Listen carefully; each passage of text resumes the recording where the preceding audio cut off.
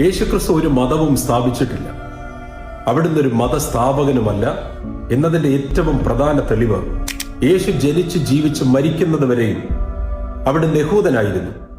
അവിടുന്ന് മതം മാറിയിട്ടില്ല. യേശുക്രിസ്തുവിന്റെ 12 ശിഷ്യന്മാരും യഹൂദന്മാരായിരുന്നു.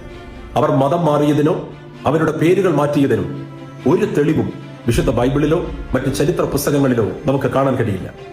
യേശുവിനെ ആരാധിക്കാനും വിശ്വസിക്കാനും അനുഗമിക്കാനും മതവും ജാതിയും ഒക്കെ മാറണം എന്ന് പറയുന്ന ഒരു കൊച്ചു വാക്യം പോലും വിശുദ്ധ ബൈബിളിൽ ഇല്ലെന്ന് മാത്രവുമല്ല, മതം മാറ്റത്തെ വിശുദ്ധ ബൈബിൾ കർശനമായി വിമർശിക്കുകയും ചെയ്യുന്നുണ്ട്.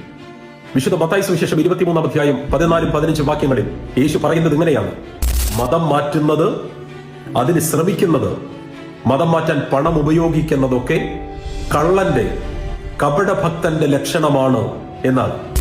അതുകൊണ്ട് തന്നെയാണ് കഴിഞ്ഞ 22 വർഷമായി മതം മാറാതെ, ജാതി മാറാതെ, പേര് മാറ്റാതെ ഞാൻ യേശുവിനെ ആരാധിക്കുന്നതും പ്രസംഗിക്കുന്നതും യേശുവിൽ മാത്രം വിശ്വസിക്കുന്നതും. അതേ പ്രിയരെ, യേശു ക്രിസ്തു മാത്രമാണ് നാം ആയിരിക്കുന്ന സ്ഥിതിയിൽ നമ്മെ ചേർത്ത് പിടിക്കുന്നതും സ്നേഹിക്കുന്നതും.